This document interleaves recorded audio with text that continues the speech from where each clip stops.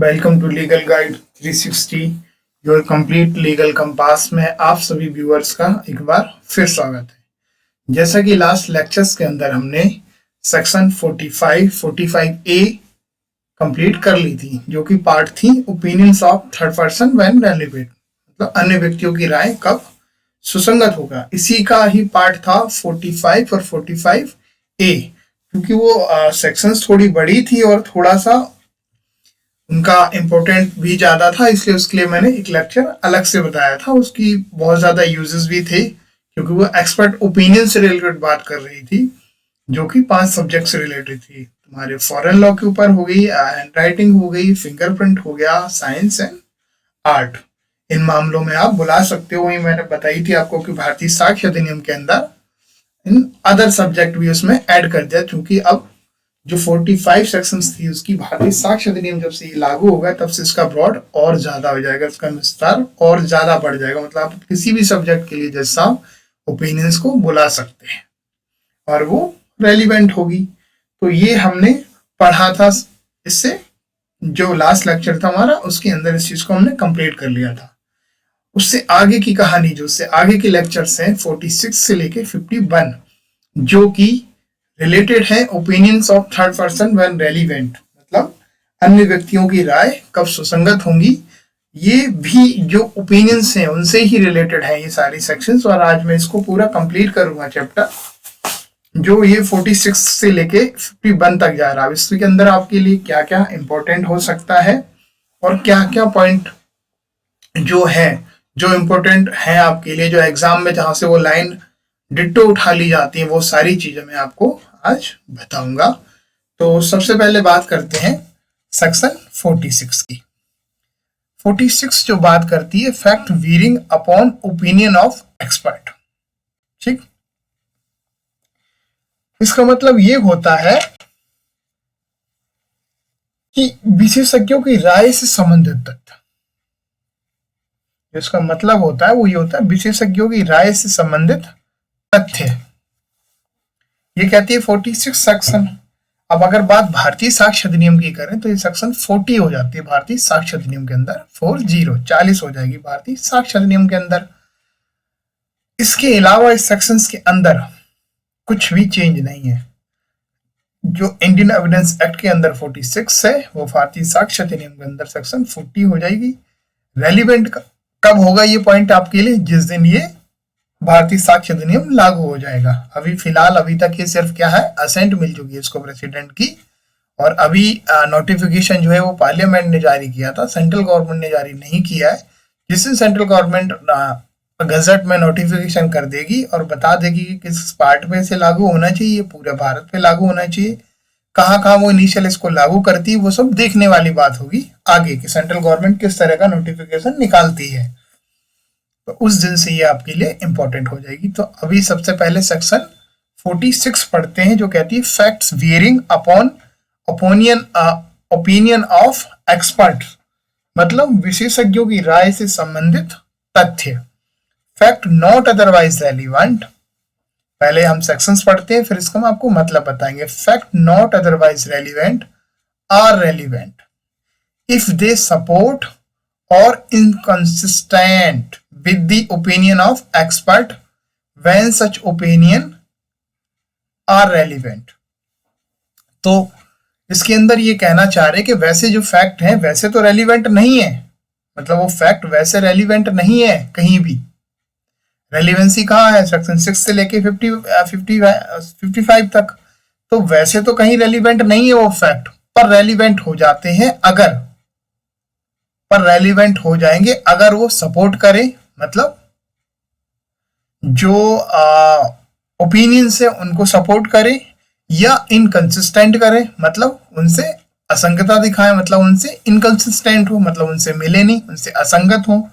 दो चीजें होती हैं, एक सपोर्ट मतलब या तो वो समर्थन करें उनकी, जो एक्सपर्ट जो विशेषज्ञों की जो राय है, या तो उनको वो सपोर्ट करे, या क्या करे उनसे असंगत हो, मतलब उसको सपोर्ट ना करे। दो चीजें।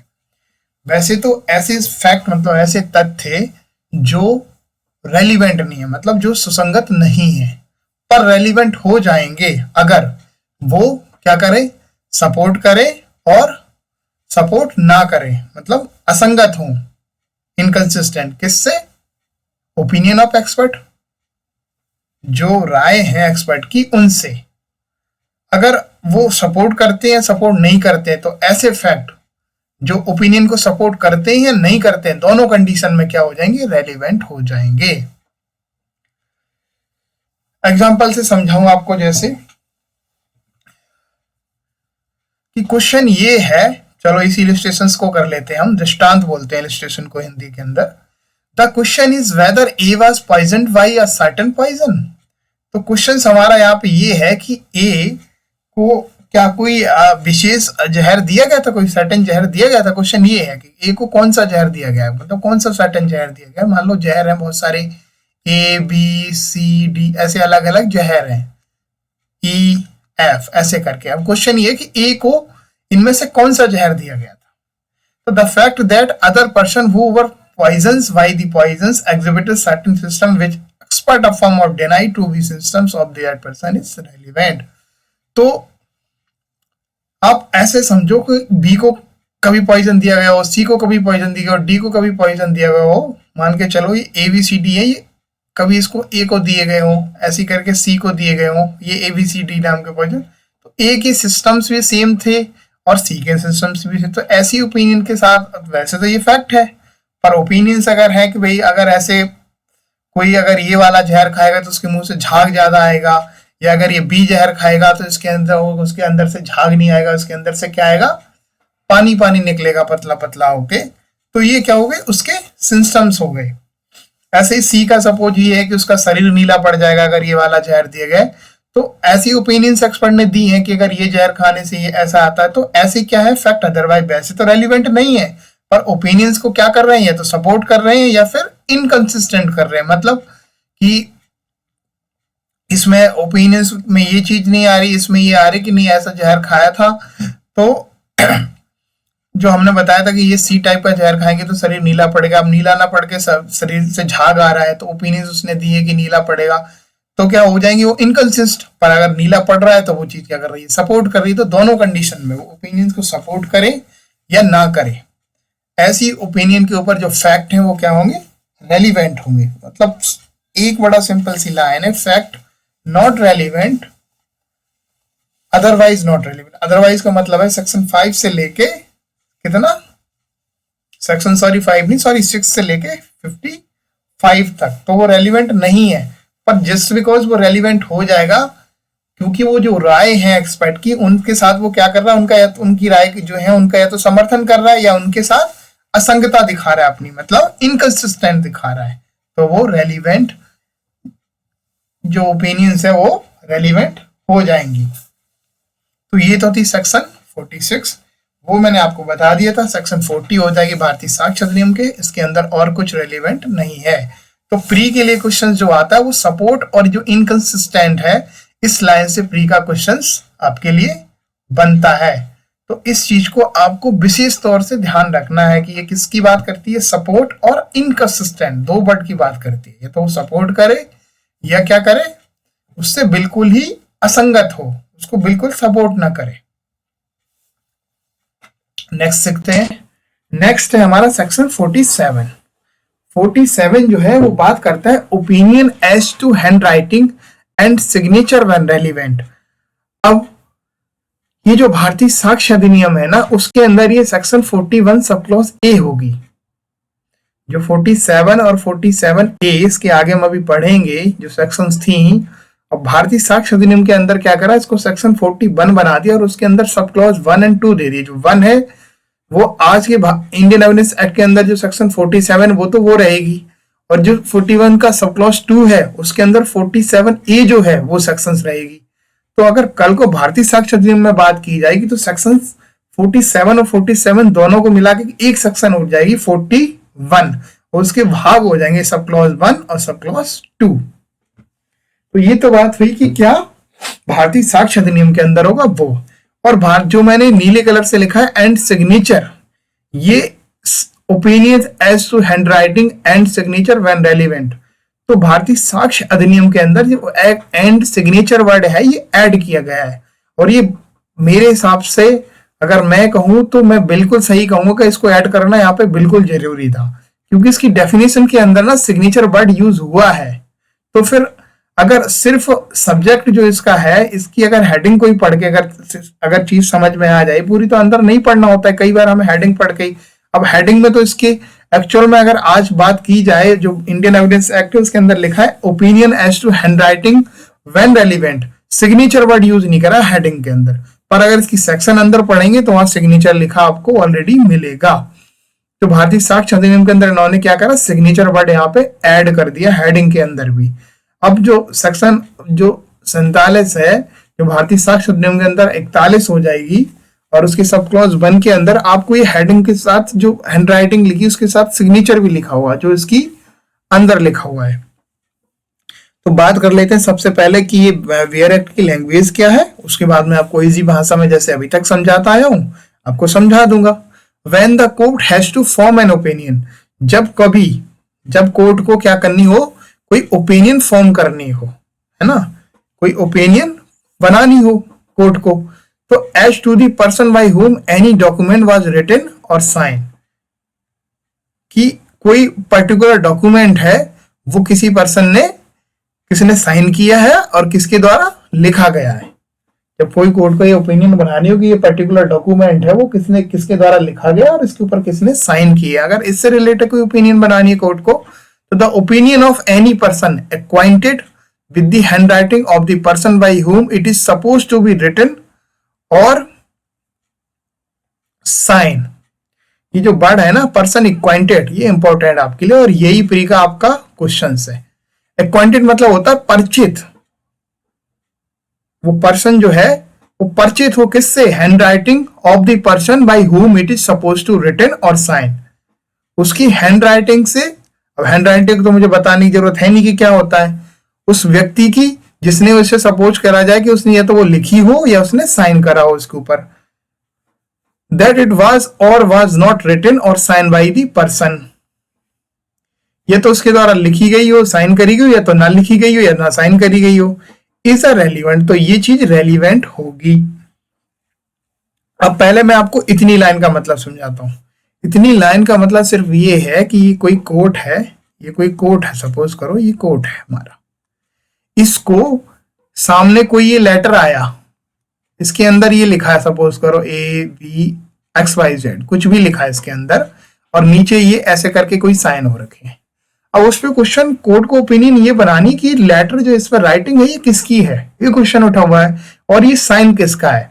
तो कोर्ट का 47 हमें क्या बता रही है कि उसके अंदर कोर्ट क्या देखेगा, उस व्यक्ति की ओपिनियन इंपॉर्टेंट हो जाएगी, किसकी, जो पर्सन एक्वाइंटेड हो, मतलब जो इस राइटिंग से परिचित हो, और या जो इस सिग्नेचर से परिचित हो। तो ऐसी व्यक्ति की जो ओपिनियन है वो क्या हो जाएंगी, रेलिवेंट हो जाएंगी। और रेलिवेंट किसके लिए होगी, सिर्फ इसलिए नहीं कि ये इसकी राइटिंग है, सिर्फ इसलिए, अगर वो ये कहता कि ये इसकी राइटिंग नहीं है तब भी वो रेलिवेंट हो जाएगी। जो लाइन लिखी है, दैट इट वाज और वाज नॉट रिटन और साइन बाय दैट पर्सन, ये तो ये लिखी गई इसके द्वारा, या तो नहीं लिखी गई और ना ही साइन करे गई, या तो इसके द्वारा लिखी गई और साइन करे गई है, या इसके द्वारा ना ही लिखी गई और ना ही साइन करेगी। तो दोनों बातें, उस ओपिनियन जो एक्वाइंटेड पर्सन है, एक्वाइंटेड मतलब वो परिचित व्यक्ति जो इस राइटिंग और इस सिग्नेचर से जो है परिचित है, जो व्यक्ति है, उसकी दोनों बातें, वो ये कहे कि हाँ ये पर्टिकुलर ये ए बंदे की राइटिंग है और ए बंदे के ही सिग्नेचर है,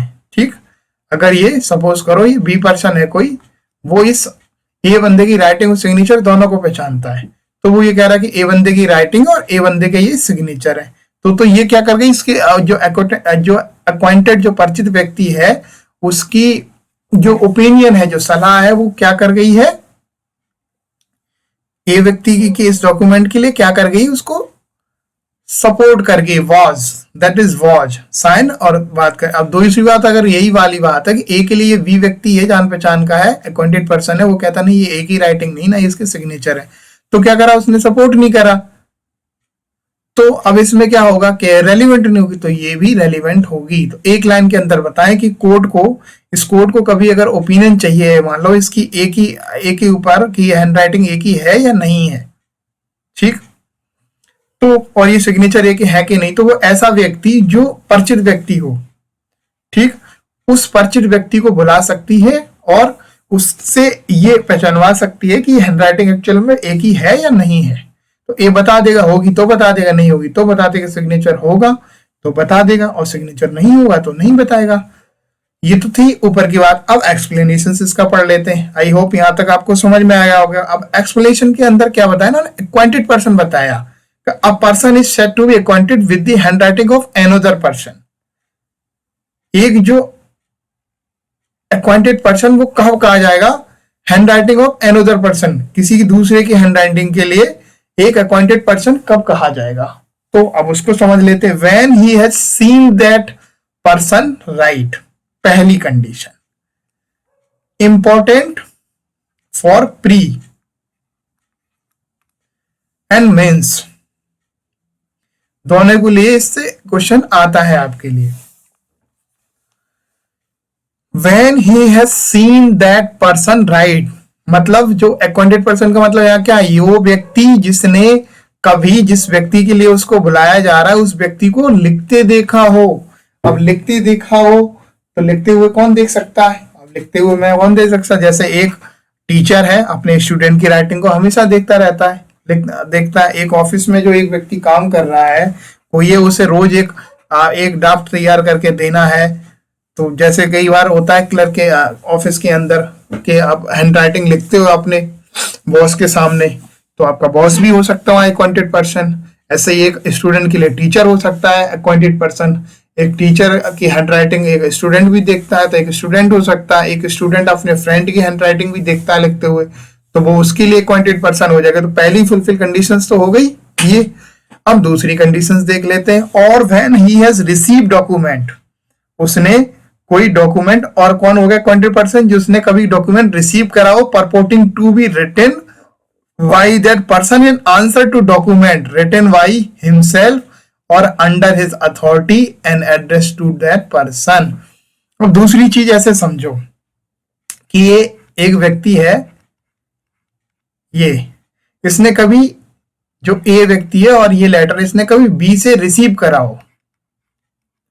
अब रिसीव कब करेगा, जब इसने इसको कभी भेजा हो लेटर, तभी तो। ए ने सपोज करो बी को कभी लेटर भेजा, इसने इसके लेटर पढ़ा, अब इसने भी इसको भेजा, ऐसे इनके बीच आदान प्रदान चल रहा है लेटर का। तो वही बात कह रहे हैं कि purporting to be written by that person in answer to document, तो इसके आंसर देने के लिए इसे ए को कभी भेजा हो। तो अब बी के लिए अगर क्वेश्चन उठता है कि बी की ये राइटिंग है और बी की ये साइन है कि नहीं, तो ए यहाँ पे क्या बन जाएगा, एक्वांटेड पर्सन बन जाएगा।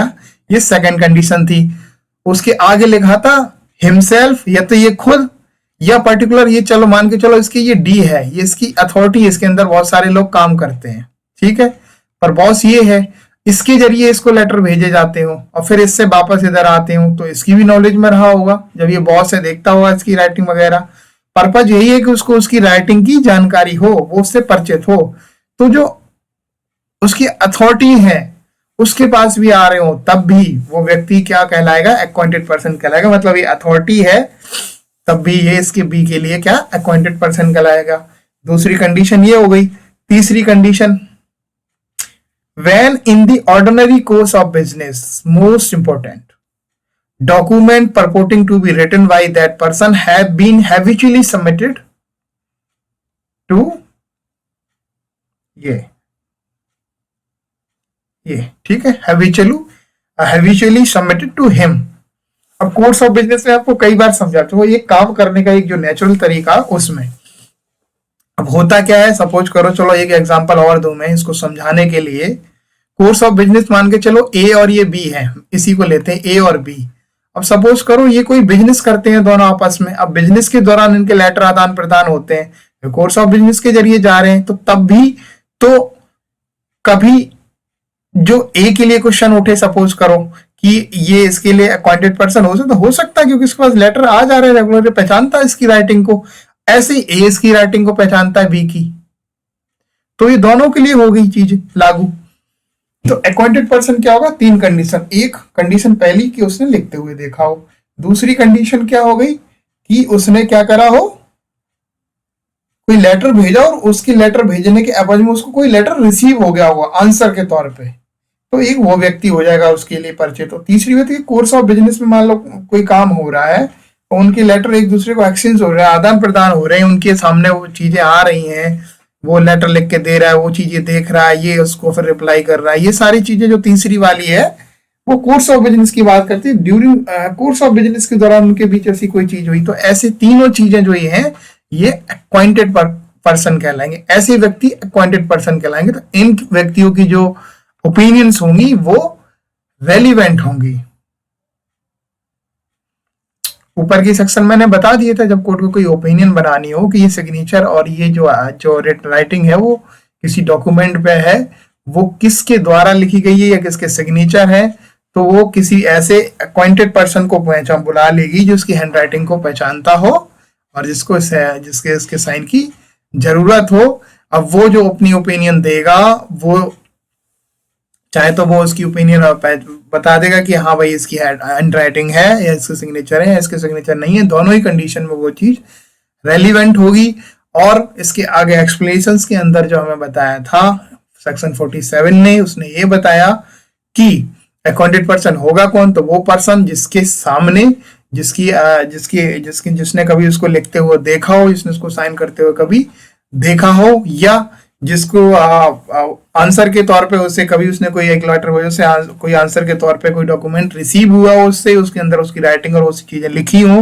वो तीसरा भी है कि कोर्स ऑफ बिजनेस, एक बिजनेस करने के दौरान एक नेचुरल मान के चलो प्रोसेस होता है कोई कार्य करने का, उस कार्य करने के दौरान अगर उन दोनों के बीच कोई लेटर एक्सचेंज हुए हैं और वो राइटिंग एक्सचेंज हुई है और वो सिग्नेचर एक्सचेंज हुए हैं, तो वो ऐसा व्यक्ति अक्वाइंटेड पर्सन कहलाएगा। ये सेक्शन हमें 47 बताती है। अब सेक्शन 47 के अंदर मैं आपको बता दूं, ये भारतीय साक्ष्य अधिनियम के अंदर मतलब बहुत कुछ चेंज नहीं है। 41 का सब क्लॉज ये होगी और 47 जो मैंने बताया 47A है वो 41 सब क्लॉज 2 हो जाएगा। इसीलिए यहाँ पे जो 40 का 1 का ही सब क्लॉज ये डला हुआ है, जबकि इंडियन एविडेंस एक्ट के अंदर ये सब क्लॉज नहीं था। तो बस इतना ही ध्यान रखना, ये जब लागू होगा तब के लिए इंपॉर्टेंट है, आज आपके लिए इंपॉर्टेंट नहीं है। इसका इलिस्ट्रेशंस देख लेते हैं इस सेक्शंस का। तो इलिस्ट्रेशन क्या है, the question is whether a given letter is in the handwriting of a merchant in London. ठीक, अब ये एक चीज और थोड़ी सी ऐसे आप चाहे मजाक कह लो, आप थोड़ा सा मुझे भी हंसी आई कि मतलब क्या क्या लॉजिक रहा होगा इस चीज के पीछे। ये लॉ मेकर्स जिन्होंने भारतीय साक्ष्य अधिनियम ड्राफ्ट किया है, क्या मतलब लॉजिक रहा होगा, सोचने वाली बात है। जैसे सरकार नाम चेंज कर रही है वैसे इन्होंने भी कर दिया। अब इसके अंदर कहा था कि अ मर्चेंट इन लंदन, कोई मतलब एक व्यापारी है लंदन के अंदर ए नाम का। ठीक, तो इन्होंने लंदन को क्या करा, रिमूव कर दिया यहाँ से। पता नहीं भाई लंदन से क्या प्रॉब्लम हो रही थी, हमारे जो भारतीय साक्ष्य अधिनियम के अडॉप्टमैन है उनको क्या जो है उनको क्या है। और इसकी जगह इन्होंने लंदन को रिप्लेस करके क्या लिख दी, ईटानगर लिख दिया। मतलब अपने कोई शहर का नाम लिख दिया, लंदन से हो सकता कोई तकलीफ हो या अंग्रेजों, पूरी तरह से हटाओ। ठीक है, अच्छी चीज है, देशभक्ति होनी चाहिए, पर उसी के आगे जहाँ कैलकाटा लिखा था उसको हटा के बेंगलुरु कर दिया। अब कैलकाटा तो इंडिया का ही पार्ट है, तो कैलकाटा तो है भी नहीं कि ब्रिटिश कॉलोनियन का पार्ट हो। अब इसको क्यों हटाया मुझे तो समझ ही नहीं आ रहा। मुझे तो इसके पीछे का कोई लॉजिक समझ में नहीं आ रहा कि इन वर्ड को रिप्लेस करने का क्या मतलब था। लंदन ही लिखा रहता तो क्या खाने को मांग रहा था वो। भाई एक व्यापारी हो सकता है लंदन और उसका व्यापार हो सकता है इंडिया के साथ, इसमें कौन सी बड़ी बात है। तो उसकी जगह ईटानगर लिखना, मुझे तो कोई मतलब इसके अंदर लॉजिक नहीं लगा चेंज करने का। हाँ, जहां लगा चेंज करने का लॉजिक, नो डाउट ड्राफ्टमैन ने बहुत अच्छा दिमाग लगाया है। जैसे जहां पे एक जगह मैंने आपको बताया था कि सिग्नेचर वर्ड जो उसके अंदर तो सिग्नेचर था हेडिंग, पर हेडिंग में नहीं था, तो उन्होंने उसके अंदर सिग्नेचर भी लिख दिया। इससे पहले वाली सेक्शन जो थी उसके अंदर जो हैंड राइटिंग लिखी थी पर सिग्नेचर वर्ड यूज नहीं था, पर अंदर सेक्शन के था। तो नो डाउट ड्राफ्टमैन की इसके लिए बहुत हम तारीफ करेंगे, और बाकी वो तारीफ के काबिल है और बहुत सोच समझ के ये चीज करी गई कि हैंड राइटिंग में क्यों नहीं आनी चाहिए, चीज अंदर लिखी हुई हैंड राइटिंग में आनी चाहिए। तो हैंड राइटिंग देख के ही समझ में आ जाएगा।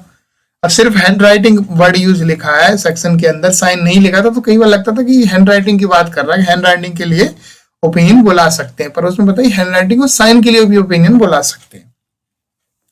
फिलहाल चलो, ये तो थोड़ा सा वो वाली बात है, मुझे क्या नहीं आया लॉजिक समझ में कि इस इलस्ट्रेशंस के अंदर ये लंदन की जगह ईटानगर और कैलकाटा की जगह बेंगलुरु क्यों कहा है।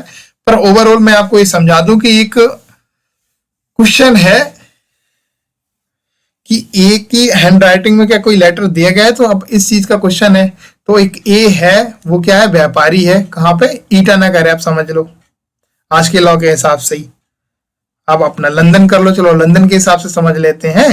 बी मर्चेंट इन कैलकाटा, अब बी है, ये तो लंदन के अंदर है, ये कैलकाटा के अंदर व्यापारी है, ठीक। Who has written letter addressed to A and received letter purporting to be written by him, C, ठीक। अब जो ये है, ये एक दूसरे को लेटर लिखते हैं, ए लेटर रिसीव करता है, बी को लिखता है। C is B's clerk whose duty is to examine and B and file B's, ठीक है। अब ये जो एक बंदा कोई सी है, ये क्या है, बी का इसका क्लर्क है, इसका क्लर्क है ये सी बंदा। अब ये लेटर इसके जो ए के आते हैं ना बी के पास, ये सी इसका क्लर्क है, तो यही देखता है, ये एग्जामिन करता है, उनको प्रॉपर पढ़ता है कि इसमें क्या उन्होंने भेजा, कितना माल मंगा रहे, क्या है, उसके स्टैम्प सिग्नेचर वगैरह सब लग के आते हैं, तो ये सी सारी चीजें देखता है उस चीज को। And B is correspondent, D is V broker. अब एक डी व्यक्ति और है, डी क्या है, इसका बी का ब्रोकर है, ठीक है। तो ये जितने भी लेटर ये भेजता है बी को, ए लेटर जो बी को भेजता है, एक तो सी देखता है, क्योंकि वो क्या है, कोर्स ऑफ बिजनेस का पार्ट हो गया, क्योंकि वो उसका मुंशी है, क्लर्क है, तो वो काम करता है। तो भाई काम कैसे करेगा, लेटर वगैरह पढ़े कैसे बताएगा इसको कि क्या लेटर में आया क्या नहीं आया। अब ये इसको देखता है खोल के चीजें आके, फिर इनके अपने बॉस के सामने रखता है, बी के सामने के सर ये चीज लिख के आई है, इसके अंदर ये चीज है। अब ऐसे ही क्या है, ये डी व्यक्ति है, डी मान के चलो, कोई वकील साहब मान लो, ब्रोकर मान लो, कोई वकील साहब मान लो आप, इसके अंदर वैसे इलस्ट्रेशन में ब्रोकर है, पर आप वकील साहब मान लो। अब बी क्या है, डी से क्या सलाह करता है हर चीज के लिए, क्या इसके लिए क्या करूं, क्या ना करूं, कैसे करूं। तो ये इसको लेटर दिखाता है, सी भी वो लेटर देख रहा है, बी भी देख रहा है, डी भी। अब देखो तीन लोग देख रहे हैं। तो यहाँ पे लिखा है written by C is block division में B correspondent D is V is broker to whom we habitually submitted the letter, है ना। habitually मतलब क्या, बार बार बारंबारता के साथ, एक्चुअल में हर बार इसको दिखाता है, इसके बगैर पूछे करता ही नहीं डी के। और सी इसको दिखाता है हमेशा, ए भेजता है इसकी एजेंसी को मान के चलो। तो बी सी तीनों डी तीनों देख रहे हैं। The purporting the written by A for the purpose of advising him there on the opinion of B, C and D on the question whether the letter is in handwriting of A are relevant। तो A की handwriting है इस letter के अंदर कि नहीं है, अगर ये ऐसा क्वेश्चन है तो B, C, D तीनों की ओपिनियन क्या होंगी, रेलिवेंट होंगी। क्यों होंगी रेलिवेंट, क्योंकि आपकी पहली वाली बात आ रही है, B तो क्या कर रहा है उसको, सॉरी सी क्या कर रहा है, कोर्स ऑफ बिजनेस में इसके पास आ रही है। डी क्या कर रहा है, इसको इसने देखी हुई है इसकी हैंडराइटिंग, और बी क्या है, उसकी लेटर रिसीव कर रहा है और आंसर में। तो दोनों चीजें फुलफिल हो गई। जो इसके पहले जो मैंने आपको एक ये वर्ड बताया हुआ था अपॉइंटेड पर्सन, तो अपॉइंटेड पर्सन इसमें सी भी हो गया और डी भी हो गया और बी भी हो गया, तीनों हो गए, तो कंडीशन फुलफिल हो रही है, तो इसलिए रेलिवेंट हो जाएंगी। दो neither B C nor D ever saw A write, जबकि बी सी और डी ने कभी इसको ए को लिखते हुए नहीं देखा। तो पहली कंडीशन जो थी कि उसने लिखते हुए कभी देखा हो, तो वो तो नहीं था। पर हाँ, दूसरी कंडीशन जो थी कि लेटर रिसीव करे हो in the form of answer के लिए, तो भाई तो वो तो हो रही है। और सी का क्या रोल था, सी का हमने बता ही दिया आपको कि उसने क्या करा, during the course of business चीजें देखी। ऐसे ही डी ने भी कोर्स ऑफ बिजनेस के दौरान उसकी राइटिंग को देखा हुआ है, क्योंकि वो बी का पार्ट है। तो ये तो था इलस्ट्रेशन, आई होप आपको समझ में आ गया हो। ऐसे आप अपने मन में बना सकते हो कि अपने चैम्बर से जोड़ लो। मान के चलो आपके चैम्बर के अंदर कोई लेटर आता है, अब उस लेटर को कौन कौन देखता है, एसोसिएट जो काउंसिल्स होते हैं वो देखते हैं, मुंशी है वो देखता है, जो आपके बॉस हैं वो देखते हैं। तो ये तीनों लोग, अगर कभी कोई क्वेश्चन उठता है किसी क्लाइंट की कि इसकी हैंडराइटिंग है कि नहीं, तो आप जितने भी लोग हों, जिन लोगों ने उसकी हैंडराइटिंग देखी है, जिनको उसके जवाब में आंसर्स मिले हैं, या during the course of business में वो उन्होंने जिन लोगों ने वो चीजें देखी, तो वो सब क्या हो जाएंगे, एक्वेंटेड पर्सन हो जाएंगे, परिचित व्यक्ति हो जाएंगे उस राइटिंग के लिए। वो उनकी ओपिनियन क्या होंगी, रेलिवेंट होंगी। ये बता रहा था हमें सेक्शन 47। और जो भारतीय साक्ष्य अधिनियम की बात करें तो 41 का सब क्लॉज 1। अब करते हैं इससे नेक्स्ट सेक्शन की बात। इलस्ट्रेशन कंप्लीट कर लिया है हमने। नेक्स्ट सेक्शन है वो सेक्शन है 47A, और जो कि भारतीय साक्ष्य अधिनियम के अंदर मैं आपको पहले ही बता चुका हूँ, ये 41 का सब क्लॉज 2 हो जाएगा, क्योंकि 47 और 47A जो भारतीय साक्ष्य अधिनियम के अंदर वो सेक्शन 41 हो गई है, और इसको सब क्लॉज 1 के अंदर 47 रखिए और सब क्लॉज 2 के अंदर 47A रखिए। अब 47A कहती क्या है वो हमें पढ़ना है, क्योंकि हमें तो आज के परिप्रेक्ष्य में पढ़ना है। कंपेयर करके चूंकि मैं आपको पढ़ा रहा हूं तो इसलिए बताता जा रहा हूं कि आपको इस सेक्शन के अंदर क्या चेंज है। जो सेक्शन इंडियन एविडेंस एक्ट के अंदर ये है वो भारतीय साक्ष्य अधिनियम के अंदर क्या होगी, इसके कंटेंट में क्या चेंज हुआ है, और जो चेंज किया है लॉ मेकर्स ने वो कहां तक सही है और कहां तक गलत है या अननेसेसरी करा है। जैसे इलस्ट्रेशन है मेरे हिसाब से तो अननेसेसरी करा है, इसका कोई मतलब नहीं था यहाँ चेंज करने, क्या फर्क पड़ता है लंदन या ईटानगर से। तो वही वाली बात है, हम टाइम वेस्ट नहीं करेंगे और समझते हैं। 47A जो है वो कहता है opinion as to electronic signature when relevant. तो ये जो बात कर रहा है वो इलेक्ट्रॉनिक सिग्नेचर की बात कर रहा है कि इलेक्ट्रॉनिक चिन्ह के बारे में राय कब सुसंगत होगी। इलेक्ट्रिक सिग्नेचर्स के जो हैं उनके बारे में राय कब होंगी सुसंगत, कब रेलिवेंट होंगी, ये तो बात कहती है 47। अब इससे सबसे पहले तो मैं आपको बता दूं कि आने वाले टाइम में ना ये जो इलेक्ट्रॉनिक सिग्नेचर है ना ये आपको बहुत देखने को मिलने वाला है। हमारा सुप्रीम कोर्ट भी सारा चीजें इलेक्ट्रॉनिक करने वाला है। अच्छा, आपने जब अगर 138 वगैरह की कोई कोड देंगे तो उसमें लिखा रहता है डिजिटली साइन, वही है इलेक्ट्रॉनिक के साइन कि डिजिटल सिग्नेचर है जज साहब के, तो वो जो डिजिटल सिग्नेचर है वही है। अब उनसे रिलेटेड मान के चलो कभी क्वेश्चन आ जाए इलेक्ट्रॉनिक सिग्नेचर को लेकर कि सिग्नेचर एक्चुअल में किसके हैं, अब उसके ऊपर ओपिनियन चाहिए तो किसकी ओपिनियन लोगी, ये सेक्शन हमें बताती है 47। तो आने वाले फ्यूचर में इस से क्वेश्चंस आने की पॉसिबिलिटी बहुत ज्यादा है, बहुत ज्यादा इससे क्वेश्चन आने की पॉसिबिलिटी है, क्योंकि प्रैक्टिकली ये अप्लाई हो रहा है।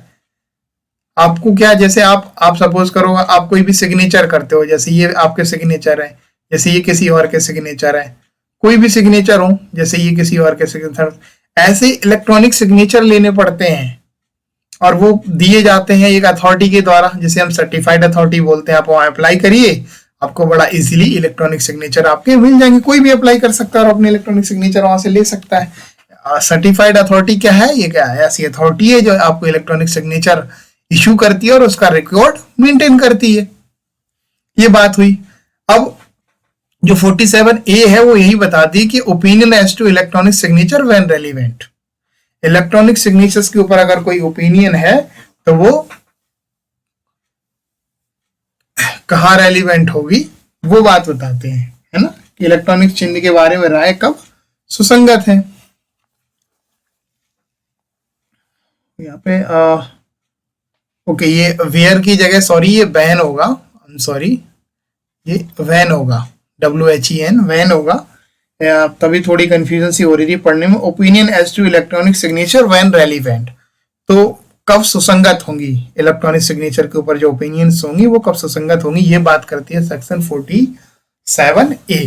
तो सबसे पहले वीरेक्ट पढ़ लेते हैं। When the court has to form an opinion, तो कोर्ट को कभी ओपिनियन बनानी हो to the electronic signature of any person, किसी व्यक्ति के इलेक्ट्रॉनिक सिग्नेचर के ऊपर, पहली बात the opinion of the certified authority which has issued the electronic signature certificate is relevant।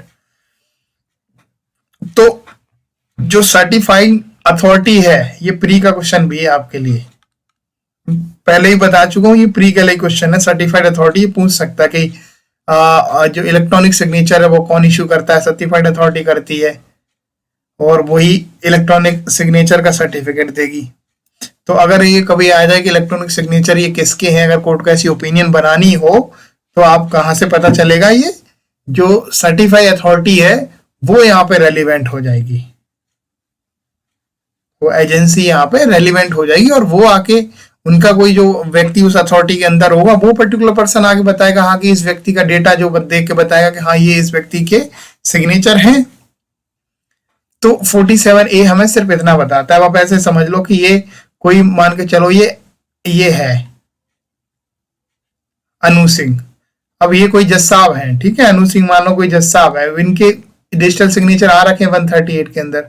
अब कभी इसके ऊपर ही क्वेश्चन उठ जाए कि ये सिग्नेचर एक्चुअल में है भी जज साहब के कि नहीं है, तो जो सर्टिफाइड अथॉरिटी है उसकी ओपिनियन जो है वो रेलिवेंट होगी, क्योंकि वही इलेक्ट्रॉनिक सिग्नेचर जो है वो इशू करती है और वही इस चीज का सर्टिफिकेट देती है। तो ऐसे किसी और मान के चलो किसी वकील साहब ने सिग्नेचर ले लिया, किसी सपोज करो किसी और व्यक्ति ने, क्योंकि आने वाला टाइम तो डिजिटल है तो सारे लोग साइन भी डिजिटल ही करेंगे, इलेक्ट्रॉनिक सिग्नेचर्स ही होंगे।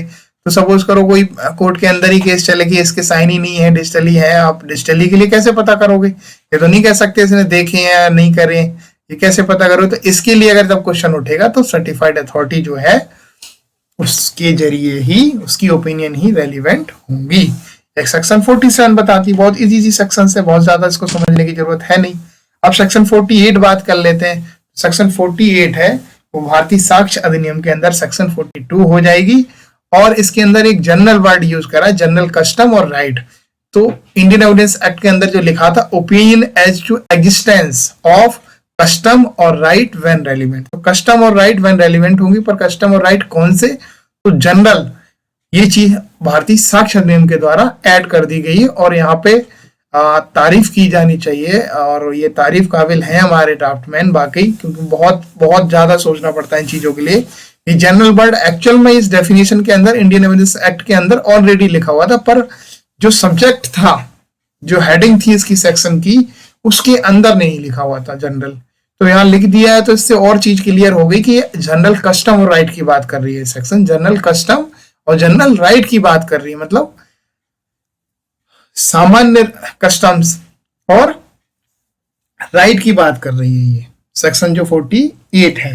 ये कहती है अधिकार या रूढ़ी, राइट हो गया अधिकार, कस्टम हो गया रूढ़ी, ठीक है, कि अस्तित्व के बारे में राय कब सुसंगत है। तो अगर अब कही जाएगी तो सामान्य रूढ़ी और सामान्य राइट के अस्तित्व के बारे में राय कब सुसंगत है, ये हमें बताया भारतीय साक्ष्य अधिनियम की, जो भारतीय साक्ष्य अधिनियम की जो सेक्शन है 42, जो अभी लागू नहीं है, जैसे लागू होगा तो उसने बताया। पर अभी 48 हमें क्या बताती है कि रूढ़ी और आपके राइट जो अधिकार हैं कि अस्तित्व के बारे में राय कब सुसंगत है, ये बताती है सेक्शन 48। तो बियर एक्ट पढ़ लेते हैं। जो चेंज है मैंने वो आपको बता दिया, और यहाँ चेंज बहुत जरूरी भी था, और ये जो किया गया बहुत सही किया गया है। इसके पीछे प्रॉपर एक लॉजिक लग रहा है, और पूरा ये लॉजिकली हुआ है ये लॉजिक के साथ, क्योंकि सेक्शन के अंदर तो आपने लिख रखा था, जो पहले जो इंडियन एविडेंस एक्ट है उस टाइम के जो लॉ मेकर्स उन्होंने सेक्शंस के अंदर तो लिखा, पर हेडिंग के अंदर ये चीज नहीं लिखी कि जनरल क्यों नहीं लिखा, क्या रीजन रहा होगा उसके पीछे। मेरे ख्याल से कोई भूल ही रही होगी, त्रुटि है ये, जिसको अब हमारे जो भारतीय साक्ष्य अधिनियम के जो लॉ मेकर्स हैं, जो ड्राफ्टमैन है, उन्होंने इस चीज को सुधारा और इसको इम्प्रूव कर दिया, और जनरल वर्ड यहाँ पे ऐड कर दिया है, और बहुत अच्छी चीज है। इसके पीछे एक प्रॉपर लॉजिक है जो समझ में आता है, जो मैंने आपको बता दिया क्यों किया गया। अब बियर एक्ट की लैंग्वेज पढ़ लेते हैं। When the court has to form an opinion, यहाँ पे भी कोर्ट कोई एक ओपिनियन फॉर्म कर रहा है, किसके ऊपर? As to existence of any general custom और राइट।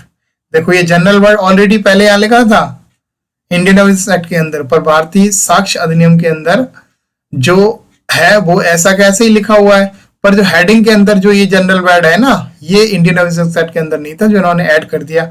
अब जब डेफिनेशन के अंदर ऑलरेडी आप जनरल वर्ड यूज कर रहे हो, तो यहाँ दिक्कत क्या है, क्यों नहीं किया है यहाँ पे? यहाँ करना चाहिए था। तो वो भारतीय साक्ष्य अधिनियम के अंदर इस भूल को सुधार दिया गया है, आपके लिए इजी हो जाएगा और समझना। When the court has to form an opinion, जब कभी कोर्ट को अपनी ओपिनियन बनानी हो, तो as to existence of any general custom, custom हो गया रूढ़ी, और राइट हो गया आपके अधिकार। तो कभी किसी की राइट यानी किसी अधिकार की एग्जिस्टेंस को लेकर अगर कोई ओपिनियन बनानी हो, किसी रूढ़ी, कोई जनरल रूढ़ी मतलब सामान्य रूढ़ी के ऊपर आपको, उसकी एग्जिस्टेंस के ऊपर आपको वो बनाना हो ओपिनियन, किसी सामान्य अधिकार के ऊपर आपको ओपिनियन बनानी हो, the opinion as to existence of such custom और right of person who would be likely to known of its existence or if its existence are relevant। अब देखो हम समझते हैं, ऐसे समझो आप कि ये ए व्यक्ति है, आपको बहुत इजी तरीके से समझाऊं, ये ए व्यक्ति है, ऐसे समझो, ठीक। कभी ये कोर्ट को इस ए व्यक्ति की कोई क्वेश्चन उठाए, इस ए व्यक्ति के ऊपर को लेके कोई क्वेश्चन उठा कि इस ए व्यक्ति का यहाँ पे जो एक सामान्य राइट है, एक जनरल राइट है, वो एग्जिस्टेंस में है क्या वो एग्जिस्टेंस में है? यहाँ पे हम ये नहीं कहेंगे एग्जिस्टेंस में है या नहीं, नॉन एग्जिस्टेंस की बात नहीं कर रहे हैं, क्वेश्चन हमेशा उसकी एग्जिस्टेंस को ही लेके उठेगा।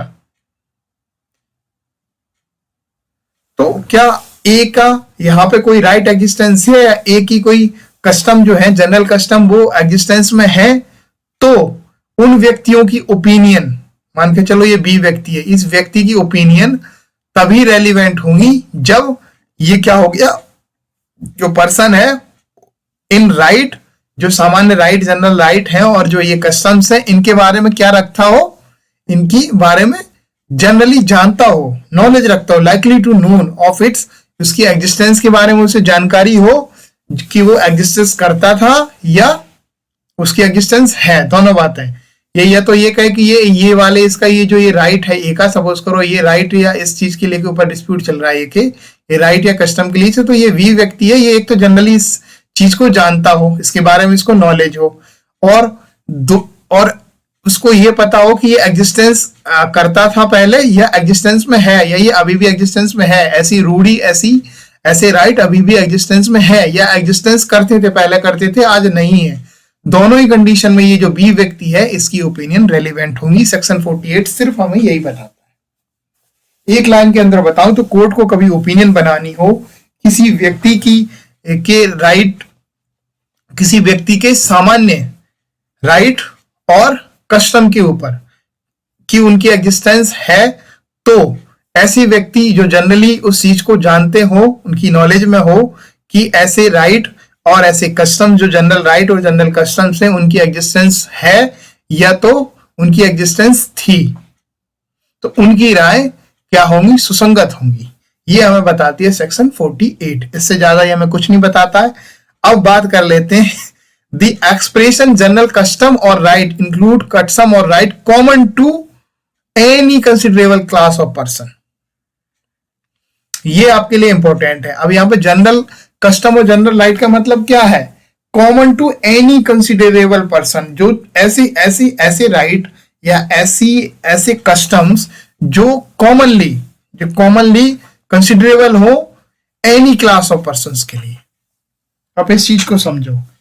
ये कहता है कि साधारण रूढ़ी या अधिकार के अंतर्गत ऐसी रूढ़ियां या अधिकार आते हैं जो व्यक्तियों के किसी काफी बड़े वर्ग के लिए सामान्य है।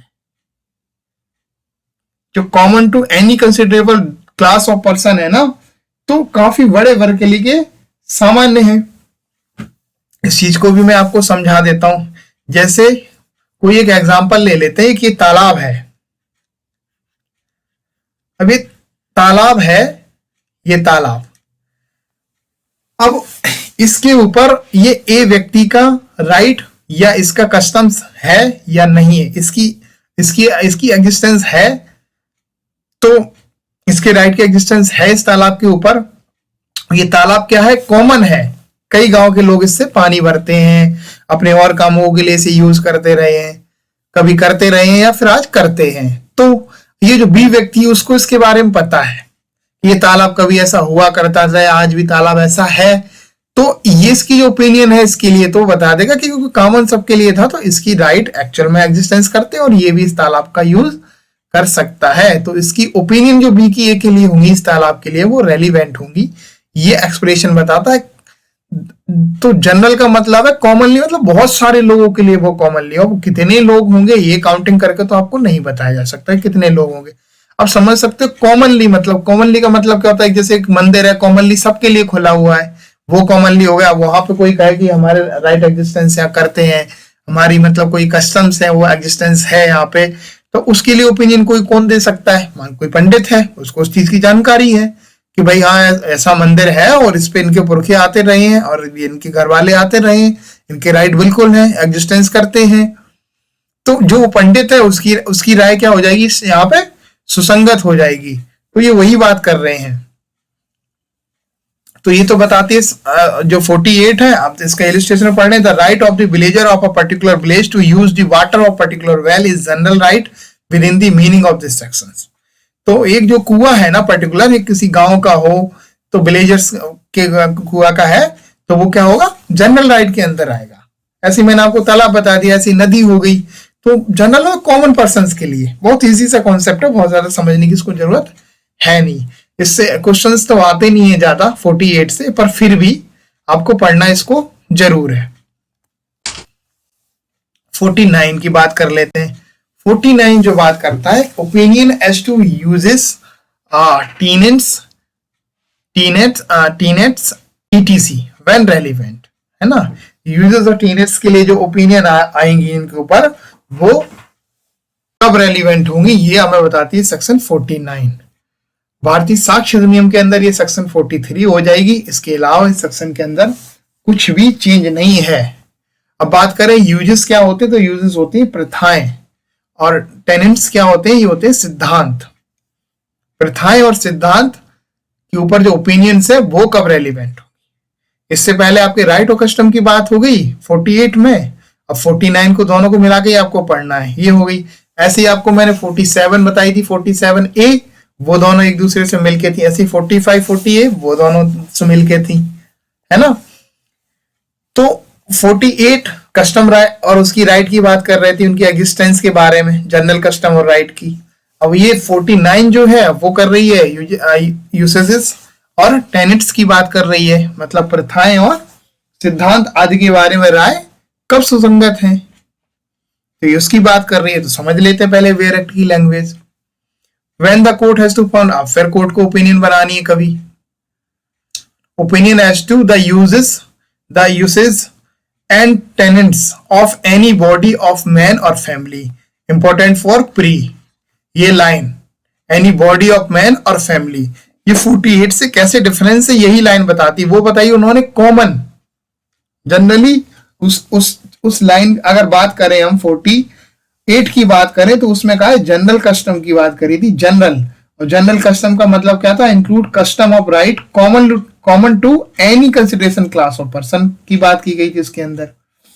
अब इसके अंदर मैंने बताया था वो आम लोगों के लिए हो, बहुत सारे लोगों के लिए हो। अब यहाँ क्या बता दिया, एनी बॉडी ऑफ मैन, मतलब क्या कुछ व्यक्तियों का ग्रुप हो, और फैमिली हो, कोई फैमिली हो, किसी फैमिली की प्रथाएं होंगी कि किसी पर्टिकुलर 5-6 लोग जो हैं या 10 लोग हैं, किसी बॉडी ऑफ मेंस जो है, जो व्यक्तियों का जो समूह है, उसका मतलब कोई वो हो, प्रथा हो या कोई सिद्धांत हो, या किसी फैमिली की कोई प्रथा या सिद्धांत हो, उनके ऊपर अगर कोई ओपिनियन बनानी हो तो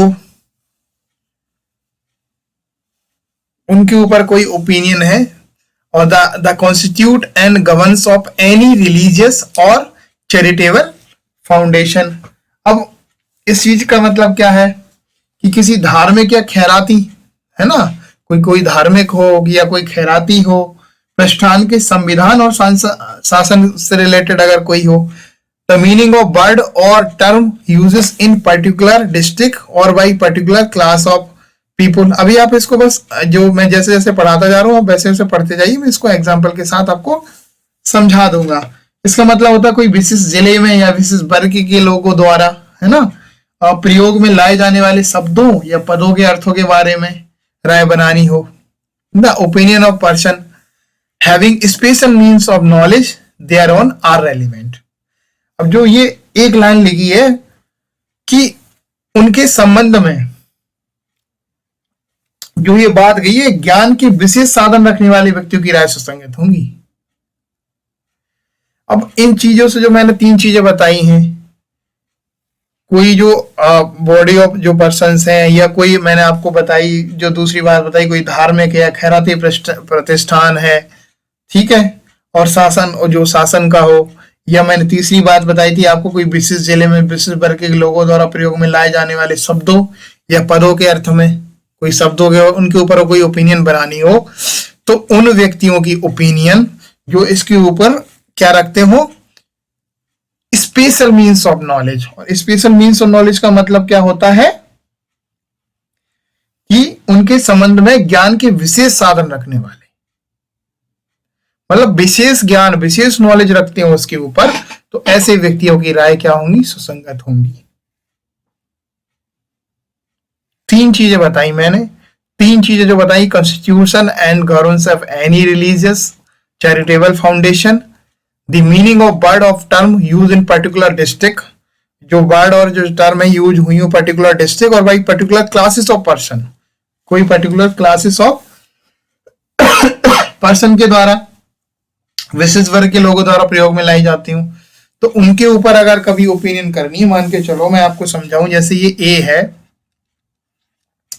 अब इसकी कोई यूसेजेस, कोई प्रथाएं हो या टेनेंट्स मतलब कोई सिद्धांत हो, अब वो उसके ऊपर कोई राय बनानी हो तो ऐसे व्यक्ति की राय सुसंगत होगी जो उसके ऊपर स्पेशल नॉलेज रखती हो। अब ये 48 से अलग कैसे, वो बहुत सारे लोगों के लिए तो बहुत कम लोगों के लिए है ना, किसी बहुत सारे कम लोगों की है, जैसे मान लो 5-6 लोगों के कोई राइट्स के ऊपर अगर कोई क्वेश्चन है कि उसकी ऊपर अगर ओपिनियन आनी है, यूजेस सॉरी राइट नहीं, इसमें यूजेस बात करी गई है, प्रथाएं और ये अटेंडेंस होगी, तुम्हारे कोई सिद्धांत उसके ऐसे हैं कि नहीं, तो उनके ऊपर यहाँ पे वर्ड एग्जिस्टेंस नहीं, उसके सिद्धांत हैं या नहीं, यहाँ पे क्वेश्चन आप कर सकते हो, एग्जिस्टेंस नॉन एग्जिस्टेंस की बात कर सकते हो। अगर उसके ऊपर कोई क्वेश्चन है तो जो स्पेशल नॉलेज रखता हो इसके ऊपर, वो जो ओपिनियंस जो व्यक्ति हैं जो इनके ऊपर स्पेशल नॉलेज रखते हो, उनकी क्या होगी कि उनकी राय जो है वो सुसंगत होंगी। ऐसे कोई वर्ड है जो पर्टिकुलर यूज करा जा रहा है किसी डिस्ट्रिक्ट के अंदर, कोई टर्म है जो यूज करी जा रही कोई पर्टिकुलर क्लासेस ऑफ पीपल के द्वारा, उसके ऊपर कोई राय बनानी है, तो ऐसे जो स्पेशल मीन्स ऑफ जो पर्सन है जिनको स्पेशल मीन्स ऑफ नॉलेज हो, ये वर्ड आपको पकड़ के रखना है, स्पेशल मीन्स ऑफ नॉलेज।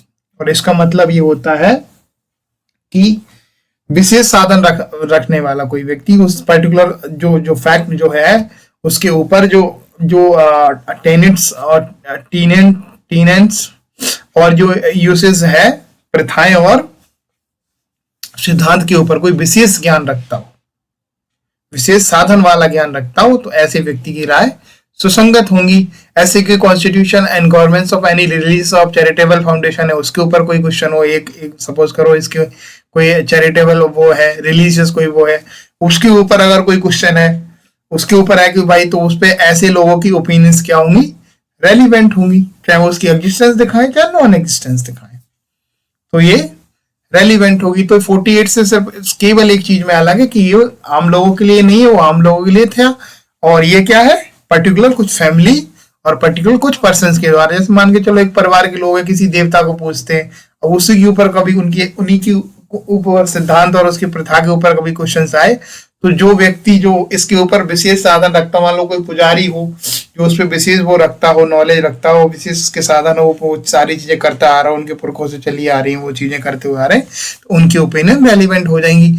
ऐसे ही कोई सिद्धांत है किसी का कि वो है कि नहीं, तो वो पर्टिकुलर कुछ ग्रुप लोग के इससे रिलेटेड कोई अगर वो है कि उनका सिद्धांत है कि नहीं, तो उसके ऊपर जो सिद्धांत जिसने लिखा हो, उसकी ओपिनियन है वो रेलिवेंट हो जाएगी, जिसने वो सिद्धांत बनाया हो, है ना, या उसके ऊपर कोई विशेष साधन की नॉलेज रखता हो, या जिसने वो सिद्धांत बनते हुए देखा हो, तो ऐसे व्यक्ति की क्या हो जाएगी, जो ओपिनियन है वो राय जो है वो सुसंगत होगी, मतलब ओपिनियंस रेलिवेंट होंगी। ये तो सेक्शन 49 बताते हैं। 48 से 49 सिर्फ केवल एक जनरल और आम, एक जनरल मतलब हो गया वो बहुत सारे लोगों के लिए कॉमन हो, ये क्या हो, पर्टिकुलर लोगों के लिए हो, अपने मतलब कुछ लोगों के लिए। हाँ, गिनती करना तो पॉसिबल है ही नहीं, कितने लोग होंगे जो पर्टिकुलर कहलाएंगे, कितने लोग होंगे जो कॉमन कहलाएंगे। कॉमन मतलब जनहित, जैसे नदी, तालाब, कुआं। अब यहाँ पे मैंने बता दिया किसी के पर्टिकुलर देवी देवता हो, एक हो गए कॉमन सभी के देवी देवता, तो ऐसे आपको चीजें एलोबरेट करना, और ये केस टू केस यही चीजें कोर्ट के अंदर एलोबरेट करी जाती कि ये कॉमन है या फिर ये क्या है, पर्टिकुलर कुछ पर्संस के लिए है। तो ये तो बात होगी सेक्शन 49 की। अब हम बात कर लेते हैं सेक्शन 50 की। सेक्शन 50 जो है opinion on relationship when relevant. तो ये कहता है कि नातेदारी, रिलेशनशिप का मतलब होता है नातेदारी के ऊपर अगर कोई ओपिनियन है वो कब रेलिवेंट होगी, ये बात करता है सेक्शन 50। भारतीय साक्ष्य अधिनियम के अंदर ये सेक्शन 44 हो जाएगा। और एक जो चेंजेस है वो ये रेड कलर में जो था वो तो इंडियन एविडेंस एक्ट के अंदर, ब्लू कलर में जो सेक्शंस लिखी हैं वो क्या है, न्याय संहिता। तो इसके अंदर दो सेक्शंस लिखी हैं 82 एंड 84। अब यह तो 49, 494, 495, 497 और 498 ये चारों सेक्शन को 82 84 के अंदर कन्वर्ट कर दिया है। तो ये आपके लिए चेंज देखने को मिलेगा इसके अंदर। बाकी और कुछ चेंज है नहीं, जो चेंज है वो मैंने बता दिया, क्योंकि ये सेक्शन भारतीय न्याय संहिता के अंदर ऊपर नीचे हुई है सेक्शन, उसकी वजह से यहाँ पे 82 और 84 सेक्शन आ गई है। बाकी और कुछ कॉन्सेप्ट चेंज बिल्कुल आपका यहाँ नहीं होने वाला है। तो जो भारतीय साक्ष्य अधिनियम के अंदर सेक्शन 44 है, आज की अगर परिप्रेक्ष्य में इंडियन ओवरसीज एक्ट में सेक्शन 50 होगी। ठीक है, तो सेक्शन जो 50 इंडियन ओवरसीज एक्ट में है वो भारतीय साक्ष्य अधिनियम के अंदर जब ये लागू होगा तो सेक्शन 44 होगी। बस इतना ही चेंज है, इससे ज्यादा चेंज है नहीं। और ये बात किसकी करता है कि नातेदारी के बारे में राय कब सुसंगत होगी। आप ऐसे समझ लो कि रिलेशनशिप के बारे में जो ओपिनियंस है वो कब रेलिवेंट होंगी, आप ऐसे समझो। तो वेयर एक्ट की लैंग्वेज पढ़ लेते हैं, फिर हम आपको इजी भाषा में समझा देंगे। इसको भी बहुत बड़ी चीज नहीं है। When the court has to form an opinion, फिर कोर्ट को ओपिनियन बनानी है as to the relationship of one person to another, कि रिलेशन एक व्यक्ति का दूसरे से है। कोर्ट को ये ओपिनियन बनानी है कि एक व्यक्ति का जो रिलेशन है दूसरे व्यक्ति के साथ है। The opinion express by conduct, है ना, the opinion express by conduct as to existence of such relationship of any person who is a member of the family or otherwise special means of knowledge on the subject is a relevant fact। सबसे पहले समझ लेते हैं इस चीज को। ये क्या कह रहा है कि कोर्ट को ओपिनियन बनाने की किसी एक व्यक्ति का रिलेशन है किसी दूसरे से कि नहीं, तो ओपिनियन एक्सप्रेस हुई है बाई कंडक्ट के द्वारा एक्सप्रेस हुई है कोई ओपिनियन। मतलब ये है कि जबकि न्यायालय को एक व्यक्ति की किसी अन्य के साथ रेलिवेंसी के बारे में, रिलेशनशिप के बारे में अगर क्या बनानी हो, ओपिनियन बनानी हो, तो तब ऐसी जो ये है रिलेशनशिप के अस्तित्व के बारे में, जो है अस्तित्व के बारे में, एग्जिस्टेंस ऑफ सच रिलेशन, अस्तित्व के बारे में ऐसे किसी व्यक्ति के आचरण द्वारा, मेंबर ऑफ द फैमिली और अदरवाइज उस व्यक्ति के आचरण द्वारा अभिव्यक्ति राय जिसके पास कुटुंब के सदस्य के रूप में या अन्यथा उस विषय के संबंध में ज्ञान के विशेष साधन है सुसंगत होगा। स्पेशल मीन्स ऑफ नॉलेज, ज्ञान के विशेष साधन।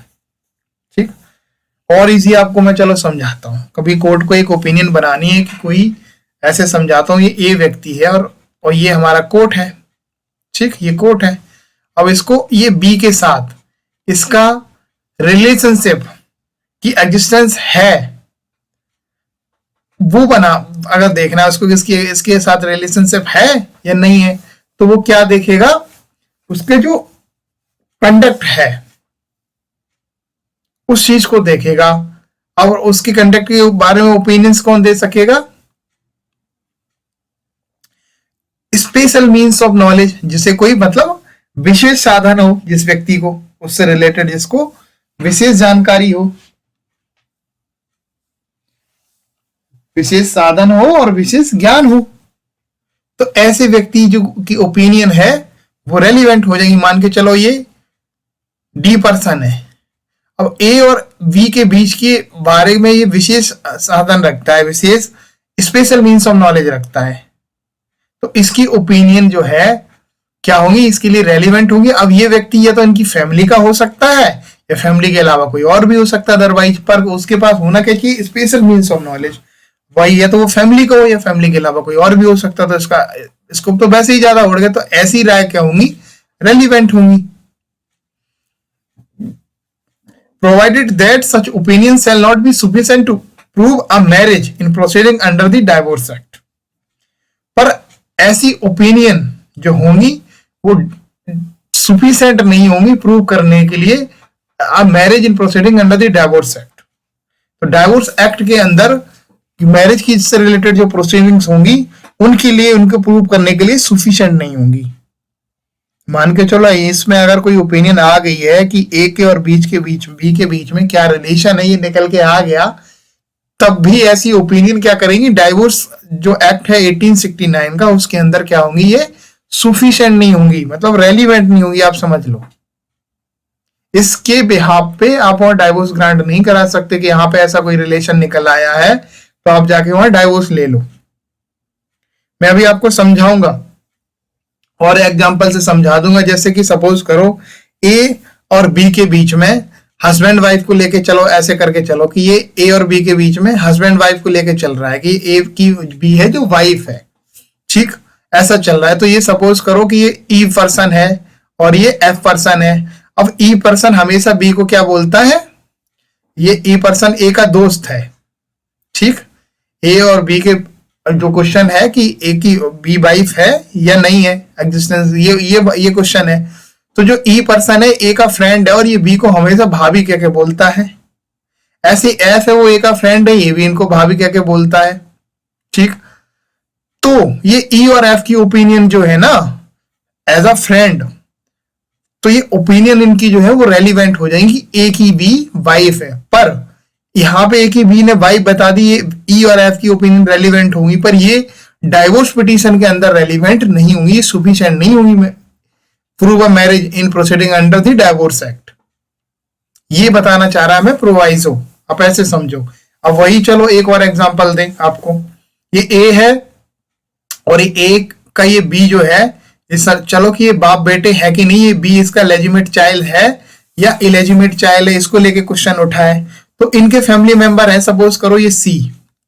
अब ये ऑलवेज इसको, ये क्या है इसके, सपोज करो ये दादाजी है, ऑलवेज इसको क्या बोलते हैं इसको कि ये लेजिटिमेट चाइल्ड है ना, ये मेरे बेटे का सगा बेटा है, ऐसे करके बताते हैं सबको, ऐसी चीजें बोलते हैं। तो इनकी ओपिनियन जो होंगी ना इसके लिए लेजिटिमेट चाइल्ड के लिए क्या होंगी, रेलिवेंट हो जाएंगी। इनकी स्टेटमेंट से हो जाएगा कि इनका ये लेजिटिमेट चाइल्ड है, ये का मतलब धर्मज पुत्र है।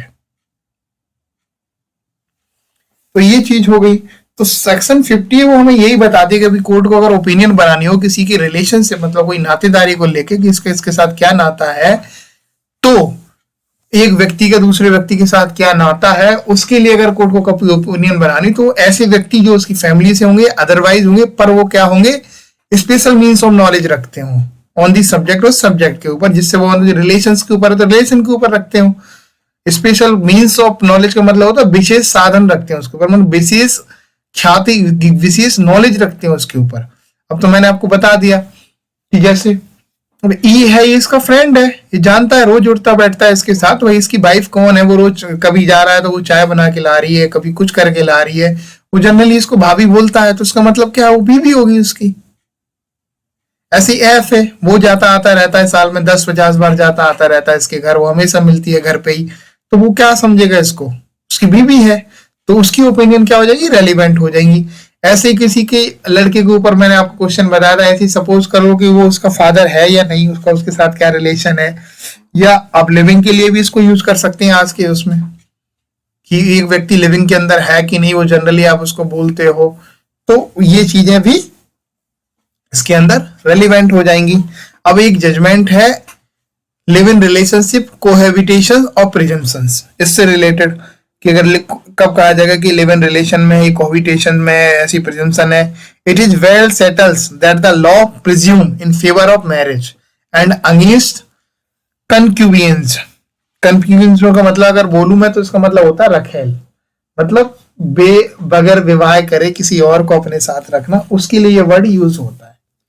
When a man and woman have cohabited continuously for a long time, तो उनको कहा जाएगा कि वो क्या है, लिव इन रिलेशन में है और कोहेबिटेड है। मतलब मैं आपको ऐसे समझाऊं कि एक व्यक्ति, एक मैन और एक वुमेन, एक आदमी और औरत काफी समय से कंटिन्यूसली कोहेबिटेड कर रहे हैं, है ना, एक दूसरे के साथ, तो उनको कहेंगे कि वो कोहेबिटेड है और ऐसी प्रिजम्पशन मानी जाएगी कि वो क्या है, लिव इन रिलेशन में, कोहेबिटेशंस में।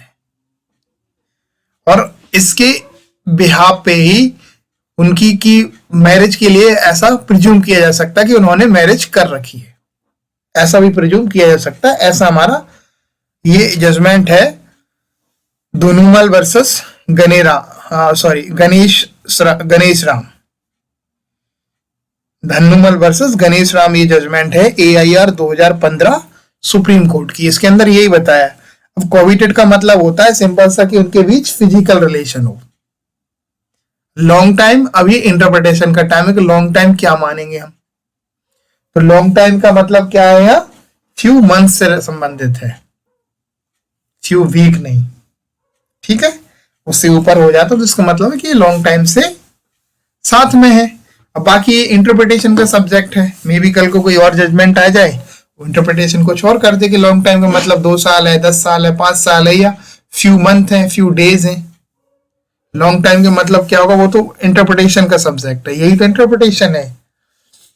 तो सेक्शन 50 क्या कहती है वो मैंने आपको समझा दिया कि किसी रिलेशन के ऊपर अगर कोर्ट को ओपिनियन बनानी हो तो ऐसी व्यक्ति जो स्पेशल मीन्स ऑफ नॉलेज रखते हो उस सब्जेक्ट के ऊपर जो उससे रिलेटेड है, तो उनकी ओपिनियंस रेलिवेंट होंगी और वो ऐसे संबंध को क्या करेंगे, रेलिवेंट बनाएंगे। जैसे एक लेजिटिमेट चाइल्ड के लिए लिखा हुआ था, question is whether A and B were married, क्या ए और वी की शादी हो रखी थी। The fact that they will usually receive and treated by their friends as husband and wife is relevant. तो भाई उनकी ए और बी की दोनों मैरिड हैं, अगर ये क्वेश्चन है तो भाई ऐसा है कि उनकी फैमिली है या उनके फ्रेंड रिश्तेदार हैं, यूजुअली क्या ट्रीट करे जाते हैं, एज ए हस्बैंड वाइफ, कि भैया भैया भाभी ऐसे करके कोई बोलता है, वो के उनकी फलाने की पत्नी है, वो कहते हैं वो फलाने का पति है। अगर ऐसी चीजें यूजुअली चल रही तो इसका मतलब है कि वो रिलेशन से प्रूव हो रहा है, तो ऐसी ओपिनियंस क्या हो जाएंगी, रेलिवेंट हो जाएगी। ये हमें इलस्ट्रेशन ने बता दिया। The question is whether A was the legitimate son of B, ये मैंने आपको एग्जांपल ऑलरेडी पहले ही बता चुका हूं, मैं दोनों एग्जांपल ऐसे ही आप जोड़ लो, दूसरे भी एग्जांपल जोड़ सकते हो कि किसी मदर का कोई बेटा है, ऐसे ही आप जोड़ लो कि इसका पर्टिकुलर सगा भाई है या नहीं है, इससे रिलेशन हो, या इस व्यक्ति का इसके साथ क्या रिलेशन है, अगर उससे रिलेटेड जो व्यक्ति उसको जो बोलते हैं तो वो स्पेशल मीन्स ऑफ नॉलेज रखते हैं उसके ऊपर, है ना। तो उनकी जो ओपिनियंस है वो रेलिवेंट हो जाएंगी। सेक्शन 50 सिर्फ हमें इतनी बात बताती है। और जो जजमेंट थी लिव इन रिलेशनशिप, ये क्या रिलेशन ही तो है, तो अब उसको लिव इन रिलेशन में लोग उसको बोल रहे हैं कि भाभी है, तो भाई ये भाभी है हमारी, जनरली दोस्त बोलते हैं लिव इन रिलेशन में कि भाभी कहाँ है हमारी, ये कहाँ, ये सारी चीजें चलती रहती है, बहुत कॉमन चीज है। तो उसके लिए आप बोल सकते हैं कि वो लिव इन रिलेशन में वो कोविटेड होना चाहिए, तब कहेंगे live in relation for a long time. ये कंडीशन लगा दी इसमें एक वेनमून राय जी। और ये मैरिज के लिए ऐसा प्रिज्यूम कर सकते हैं, पर इसे अगेंस्ट कंकुबेंस नहीं करा जाएगा कि बेविवाहित उसमें रह रहा है, इसके अगेंस्ट से प्रूव नहीं किया जा सकेगा। ये हमें जजमेंट ने बता दी, धुनुमल वर्सेस गणेश राम 2015 की है सुप्रीम कोर्ट की जजमेंट। अब सेक्शन नेक्स्ट देखते हैं। सेक्शन नेक्स्ट है आपकी 51 और इस लेक्चर की लास्ट सेक्शन है कि जो ओपिनियन ऑफ थर्ड पर्सन, जो हमारा टॉपिक था वन रेलिवेंट मतलब अन्य व्यक्तियों की राय कब सुसंगत होंगी, उस सेक्शन का लास्ट सेक्शन है। और लास्ट होने के नाते ही कहते हैं लास्ट है, जितना छोटा आपको देखने में लग रहा है उतना ही गंभीर सेक्शन है। भारतीय साक्ष्य अधिनियम की बात करें तो सेक्शन 45 होगा, और जो ये बात करता है वो करता है grounds of opinion when relevant. मतलब ये है कि जो ओपिनियंस ग्राउंड के ऊपर आए हैं ना, वो ग्राउंड भी रेलिवेंट होंगे, मतलब राय के आधार भी सुसंगत होंगे। कब सुसंगत होंगे ये वो बात करता है। मतलब एक व्यक्ति ओपिनियन दे रहा है, अभी तक ओपिनियन ही देते चले आ रहे हैं 45 से लेके 50 तक। अब जो ओपिनियन दिए हैं बीइंग एक्सपर्ट होने के नाते, या बीइंग आपको उसका फैमिली मैन होने के नाते, या being special means of knowledge होने के नाते, या उसको कभी लिखते हुए देखा उसके नाते आप दे रहे हो, या आप कोर्स ऑफ बिजनेस के दौरान आप उससे ड्यूरिंग दे रहे हो, सारी जो इलेक्ट्रॉनिक्स जो सिग्नेचर के लिए जो सर्टिफाइड अथॉरिटी दे रही है, वो सब जो इसके अंदर जो ओपिनियंस आ रहे हैं, चाहे वो लॉ के ऊपर, फेरन लॉ के ऊपर आ रहे हो, साइंस के ऊपर आ रहे हो, सारे जो ओपिनियंस जो दी गई हैं उनके ग्राउंड्स भी रेलिवेंट होंगे, उनके वो आधार भी रेलिवेंट होंगे जिनके बिहाफ पे वो ओपिनियंस दी जा रही है। बहुत इंपॉर्टेंट है, मतलब ओपिनियंस तो रेलिवेंट होंगी, पर ओपिनियन जो दी जा रही है उनकी भी रेलिवेंसी होगी कि वो ओपिनियन किस आधार पे दी जा रही है। मतलब कोई ओपिनियन देता तो कोई तो उसका आधार होता है कि हम किस वजह से बता पा रहे हैं कि भाई जैसे करो ए का बी के बीच फादर और सन का वो रिलेशन है, तो वो उसके कुछ तो आधार रहे होंगे। उसके आधार क्या रहेंगे, वो जनरली रोज लोगों को देखता है बोलते हुए कि इनका बेटा है, वो भी उसको बोलते हैं पापा, वो उसको बेटा बोलते हैं, वो भी बोलते हैं तेरे पापा का नाम, जैसे हमने कभी पूछा तो उसने यही बताया, तो ये उसके आधार है, इसके बेसिस पे ही तो वो बोल रहा है। ऐसे ही मान के चलो कोई साइंस से रिलेटेड कोई एक्सपर्ट है तो उसने उसमें एक्सपर्टाइज डिग्री कर रखी है, उसके ऊपर उसने थ्योरी लिख रखी है, वो सारी चीजें उसके क्या होंगे, आधार होंगे, वो ग्राउंड होंगे जिनके बिहाफ पे वो स्टेटमेंट जो ओपिनियंस है कोर्ट के अंदर देता है। तो ये वो जो ग्राउंड है ओपिनियंस के, जो जिन पे के बिहाफ पे वो ओपिनियंस देता है, जिन ग्राउंड के बिहाफ पे, वो ग्राउंड भी रेलिवेंट होंगे। ये हमें बताती है सेक्शन 51, जो कि भारतीय साक्ष्य अधिनियम के अंदर सेक्शन 45 होगी। इसके अलावा भारतीय साक्ष्य अधिनियम के अंदर कुछ भी चेंज नहीं हुआ है। तो वेयर एक्ट की पहले लैंग्वेज समझ लेते हैं। When ever the opinion of any living person is relevant, जब कभी ओपिनियन अगर कोई लिविंग मतलब जीवित व्यक्ति की रेलिवेंट होगी, the ground on which opinion based are also relevant. जीवित व्यक्ति की कभी जो ओपिनियन है वो रेलिवेंट होगी, तो उसके जो ग्राउंड होंगे, जिन ग्राउंड के ऊपर उसने ओपिनियंस दी हैं, जिनके बेस्ड पर वो ओपिनियन है, वो ग्राउंड भी रेलिवेंट होंगे। ये हमें बताया किसने, सेक्शन 51 ने। एन एक्सपर्ट में give an account of experiment performed by him for the purpose of forming his opinion. अब ये बता दिया इन्होंने कि कोई एक्सपर्ट है, वो अकाउंट मेंटेन कर रहा है अपने एक्सपेरिमेंट की। एक्सपेरिमेंट करते वक्त उसने जो परफॉर्म करे थे किसी चीज के ऊपर, मान लो वो एक्सपेरिमेंट करता है, अब कोई साइंस के सब्जेक्ट के ऊपर से एक्सपेरिमेंट कर रहा है, तो उसने वो सारी चीज मेंटेन करके रखी हुई है परफॉर्म करते वक्त जो वो कर रहा था, तो उसके बिहाफ पे वो क्या है, उस चीज का एक्सपर्ट बन गया है। एक्सपर्ट को ही हम कहते हैं कि वो बीइंग एक्सपर्ट होने के नाते वो उसकी ओपिनियन ली जा रही है, जो 45 के अंदर हमने बताई थी 5 सब्जेक्ट के ऊपर। अब ऐसे ही मैं बता रहा हूँ आपको, आप कोई भी एग्जांपल लो, इसमें मतलब ये है कि जैसे ए व्यक्ति है, सपोज करो ये ए व्यक्ति है, ये कोर्ट के अंदर अगर कोई ओपिनियन देने आया, तो ये ओपिनियन देगा किसकी, इसकी जो जिस सब्जेक्ट से रिलेटेड डिग्री होगी, तो उस डिग्री के दौरान इसने जो अपने जो नोट्स बनाए, जो पढ़ाई करी है, तो वो सब आधार क्या होंगे, रेलिवेंट होंगे। उसकी डिग्री रेलिवेंट होगी जिसके आधार पर वो कह रहा है। उसकी वो ड्यूटीज जो उसने करी हैं 10 से 12 साल, उसका जो एक्सपीरियंस है, और एक्सपीरियंस के दौरान उसने अगर कोई मान के चलो बुक मेंटेन करी है, तो उसके बेस पे वो ओपिनियंस देगा अपनी, वो तो एक्सपीरियंस के बेस पे दे रहा है। तो और ओपिनियन का मतलब उसने काम करा उससे रिलेटेड, तो ये सारे आधार क्या हो जाएंगे, रेलिवेंट हो जाएंगे सेक्शन 51 के अंदर। तो मैंने आपको कहा, तो जितना छोटा है उतना ही टफ है, तो इसके पीछे सिंपल सा आपको ये समझना है। और ये रेलिवेंट का मतलब ये बिल्कुल भी नहीं है कि ये सिर्फ उसके ये आधार है वो रेलिवेंट होंगे, इरेलीवेंट भी हो सकते हैं। कोर्ट के अंदर उससे क्वेश्चन पूछ लिए जाते हैं इसीलिए कि आपकी डिग्री क्या है। मान लो कोई एक्सपर्ट आया, उसने कोई रिपोर्ट बना के दे दी, उससे पूछते हैं आपकी डिग्री क्या है, क्योंकि आप सिंपल सा समझो, मैथमेटिक्स वाला साइंस के बारे में ओपिनियन कैसे दे सकते हैं, या आर्ट वाला आपके फॉरेन लॉ के ऊपर ओपिनियन कैसे दे देगा। इसलिए भाई फॉरेन लॉ का एक्सपर्टाइज होगा, जिसको उससे रिलेटेड वही तो बताएगा। या कोई रिलेशन के बारे में बताना है, तो जो व्यक्ति ने उस व्यक्ति को कभी देखा ही नहीं, जो उसको जानता ही ना हो, उसके बारे में ओपिनियन कैसे दे सकता है। तो ऐसे कभी किसी ने ऐसे मान के चलो ओपिनियन दे दी हो, बहुत बात कई बार पुलिस कर देती है ऐसा कि अपने स्टाफ में से किसी को भी फोटोग्राफर एक्सपर्ट बना लेती है आर्ट से रिलेटेड, और सारे काम करा देते, जबकि पता चल रहा है कि उसकी तो कोई डिग्री नहीं, ना उसके ऊपर कोई डिप्लोमा है उसके पास। तो सिर्फ एक फोटो कैमरे से खींच लेना क्या आप कहोगे उससे क्या एक्सपर्ट है ये?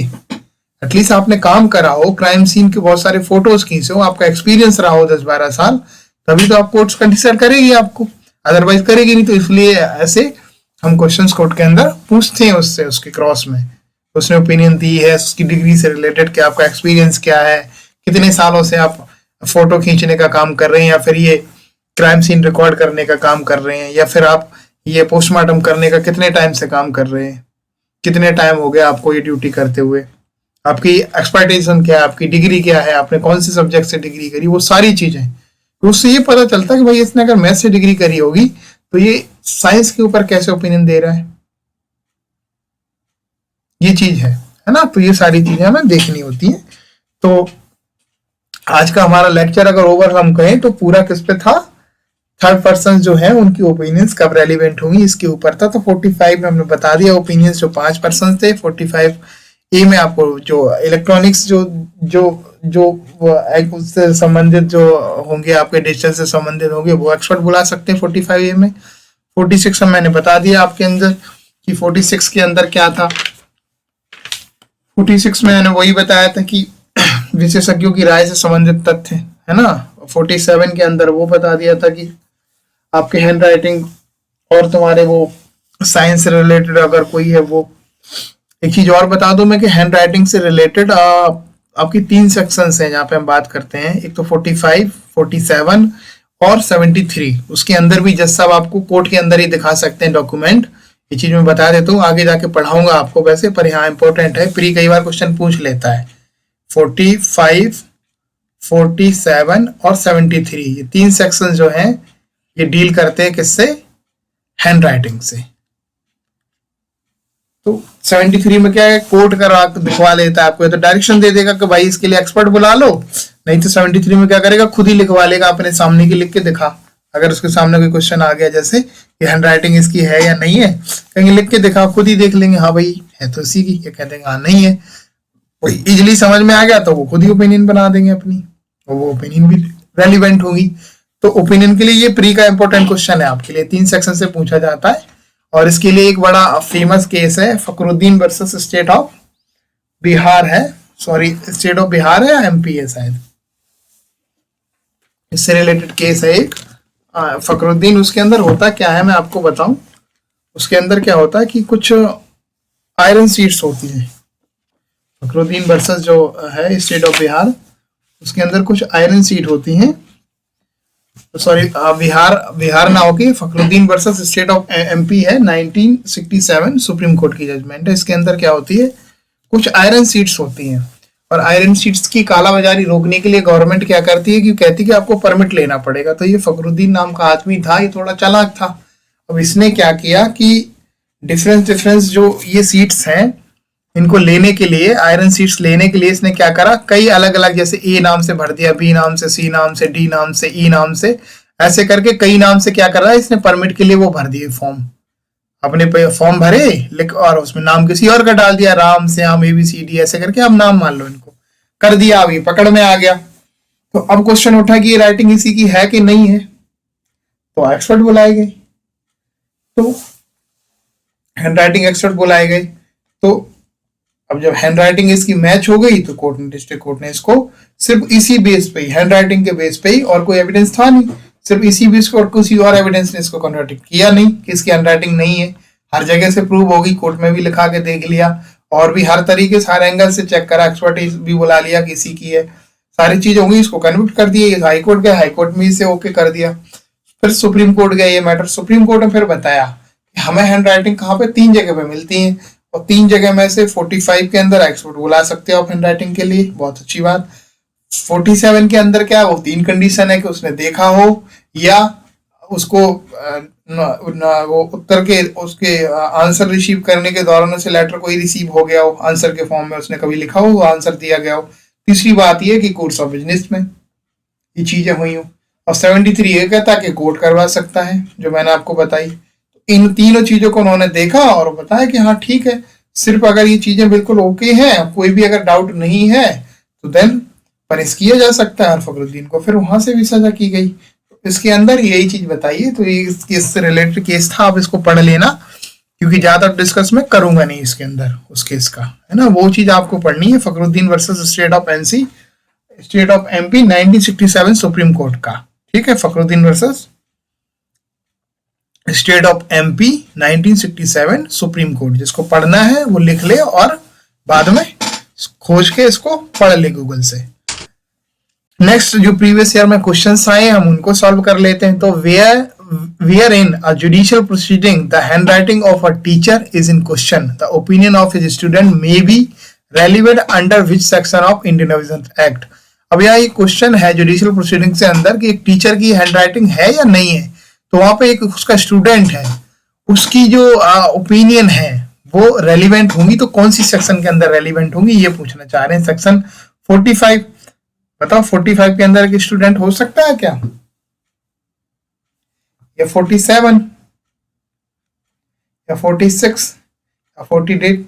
अब ये मैं चलो ये बता देता हूं, 46 D और C तो नहीं है, ये मैंने इकट्ठा कर दिए, ये लोग खुद ही कर दिए। अब कौन से हो सकते हैं, दोनों चीजें, दोनों में, एक में एक्सपर्ट हैंड राइटिंग के लिए बुलाया जा सकता है और एक के अंदर कोर्स ऑफ बिजनेस वाली बात हुई है। 3 चीजें इसने करते हुए देखा हो, 3 बातें। आपको किस में पॉसिबिलिटी ज्यादा लग रही है? टफ क्वेश्चन है, तो इसमें आंसर इसका बी होगा, क्योंकि 47 के अंदर है यार, ये इसके ऊपर स्टूडेंट, इसके ऊपर कौन सी एक्सपर्टाइजेशन है, कौन सा इसका एक्सपेरिमेंट हो गया होगा, एक्सपीरियंस, जो स्पेशली स्किल्ड जो वर्ड यूज करा है वो तो है ही नहीं है, तो उस वर्ड से आप पकड़ सकते हो 45 के अंदर स्पेशली स्किल्ड वर्ड यूज हुआ है ना। और यहाँ पे क्या है, देखा तो होगा इसमें स्टूडेंट होने के नाते, तो यहाँ पे फॉल कर सकता है और ये ओपिनियन दे सकता है अपनी कि हाँ ये हमारे टीचर साहब की हैंड राइटिंग है। दूसरा क्वेश्चन ये है, which one of the following is not a correct statement about expert opinion. तो एक्सपर्ट ओपिनियन के बारे में कौन सी जो इनमें से कौन सी जो स्टेटमेंट है वो सही नहीं है। The opinion of an expert is seldom conclusive. ठीक है कि सेल्डम होती है जो ओपिनियन ऑफ एक्सपर्ट की है वो सेल्डम है और कंक्लूसिव है। ठीक बात है ये। अब पहले इसको देखो, दूसरी बात देखो, fact which are irrelevant become relevant when they support the opinion of expert. Fact which is are irrelevant become relevant, वैसे तो इरेलीवेंट है पर रेलिवेंट बन जाएंगे अगर वो किसको कर दें, ओपिनियन को सपोर्ट कर दें। अब देखो ये सही है गलत। Expert opinion is binding on the जज ऑलवेज। तो एक्सपर्ट ओपिनियंस है जो जज से ऑलवेज बाइंडिंग होती है। Evidence of expert is a suggestive piece of evidence. क्या आंसर होगा इसका आप? अरे ये सिंपल सा है, बड़ा इजी सा, सी आंसर इसका। Expert opinion is binding on the जज ऑलवेज। बाइंडिंग कैसे कर सकती हैं? एक जज को कैसे बाइंड कर सकती है? तो हम हर बार बोलेंगे ये क्या है, रेलिवेंट है, बाइंड नहीं है, कंक्लूसिव प्रूव नहीं है। हम कई बार आपको समझा चुके। तो ये स्टेटमेंट जो सी है ये गलत है। A disputed handwriting can be prove. A की जो हैंडराइटिंग है वो डिस्प्यूटेड है, वो प्रूव की जा सकेगी बाई कॉलिंग एन एक्सपर्ट के द्वारा, कोई एक्सपर्ट बुला के, by examining person acquainted with the handwriting of the writer of the questions document. उस एक्वाइंटेड पर्सन कोई परिचित व्यक्ति है उसको बुला के, जो उस राइटिंग को पहचानता है बहुत अच्छे से, उसके द्वारा एग्जामिन करा के, by comparison of the two admitted disputed document, कोई दो डॉक्यूमेंट वगैरह है उनसे कंपेयर करा के, एडमिटेड जो डॉक्यूमेंट है और जो डिस्प्यूटेड है उनसे कंपेयर करा के, या D all of the above. तो इसका आंसर क्या होगा? डी होगा, क्योंकि सारे तरीके से अब क्या कराया जा सकता है, प्रूव कराई जा सकती है उसकी हैंडराइटिंग। नेक्स्ट क्वेश्चन है, who among the following is an expert under the Indian wealth act. ठीक है, तो कौन कौन इनमें से एक्सपर्ट हो सकता है under the Indian wealth act?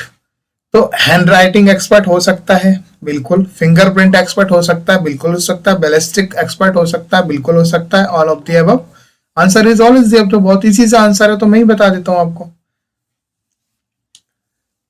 पर बताना नहीं चाहिए आपको, थोड़ा ध्यान लगाना है, थोड़ा मुझे रुकना चाहिए वैसे, पर बता दिया। फैक्ट्स सपोर्टिंग और rebutting the opinion of the expert are relevant under. बताओ कौन सी सेक्शन है? फैक्ट, सपोर्टिंग और रिव्यूटिंग, ये वर्ड मैंने आपको बताया था और आपको अच्छे से याद होना चाहिए। सेक्शन 45 के अंदर आया हुआ है, ये सेक्शन 50 के अंदर आया हुआ है। बताओ 45 के अंदर आया हुआ है, 46 के अंदर आया, 50 के अंदर आया। Answer is B.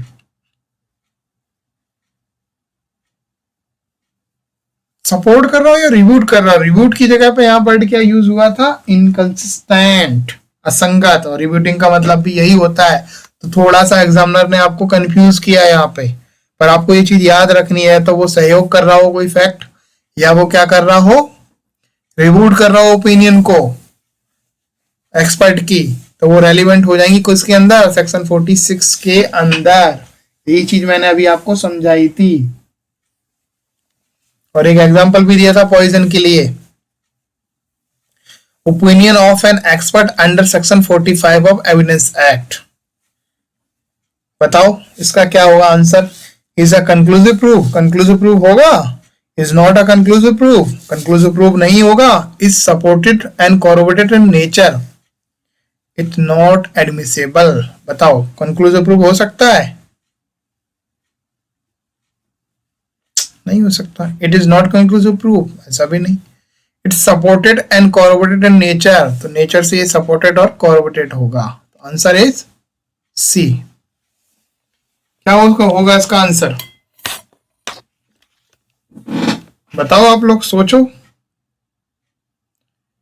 इस क्वेश्चन का आंसर क्या हो सकता है?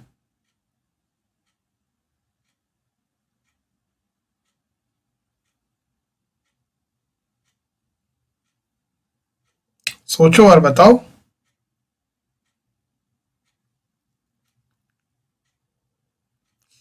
तो आंसर इज सी। मैं ऑलरेडी बता चुका हूं, मैं कंफ्यूज करने के लिए आपको बोल रहा था। तो आंसर इज सी।